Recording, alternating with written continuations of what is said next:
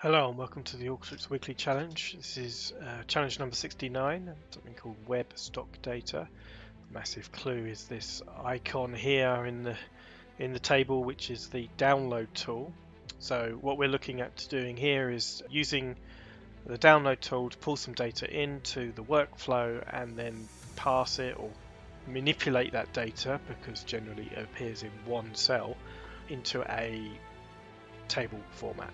So let's click to the tool. If we look here on our input, we've got a URL. So first thing we need to do is go to the download tool, which is in the developer area. Download, it's the one with this lightning strike image on it, and then we'll pull that across. Although it says field not containers because I've just connected it, so we'll pull the URL with the field, it's the only field in there, and encode text, and just leave it as it is, just connect it and press run. Okay, so what that will do, and it pulls it in, is we now have three fields. So we have the original URL that we had now, and then we have this download data. This has truncated characters and then also a headers one. So if I double click on the data, download data tool, and then we can drag down, you can see that there's a load of titles or strings that are separated by commas, but it then I can't see what else is in there because it truncates it. If we click on the output, what we see here is we've got them broken out, and then underneath we've got a load of letters and that are representing the data itself. Okay, so that says to me is that in here there must be, I'm guessing, a line separator or new lines.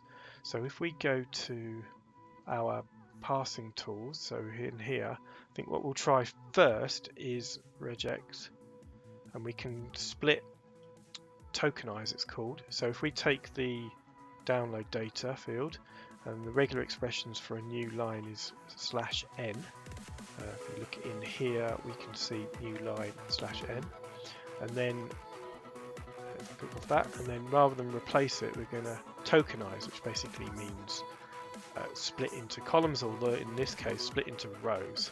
Okay, so let's run that and see what we get.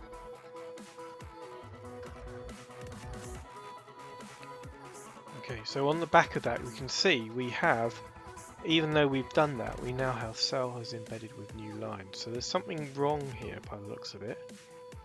Now the other option we have is using the text to column, so let's bring that in. Again on the download data, and the delimiter we're going to use is the /n, and we're going to split to rows.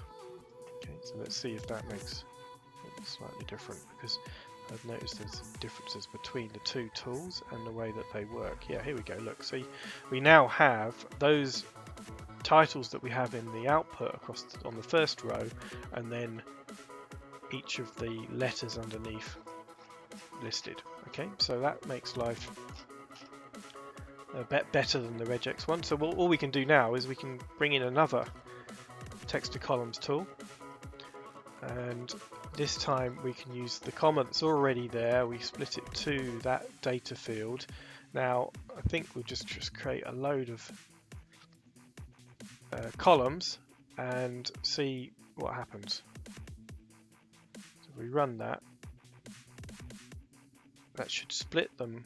Yeah, here we go. So in this data download 1, 2, 3, we've got it all broken out into the different columns. Now it goes to data download 23, and then we get nulls after that. So it suggests that we only have, if we just scroll down, yeah, the data only goes to this data download 23.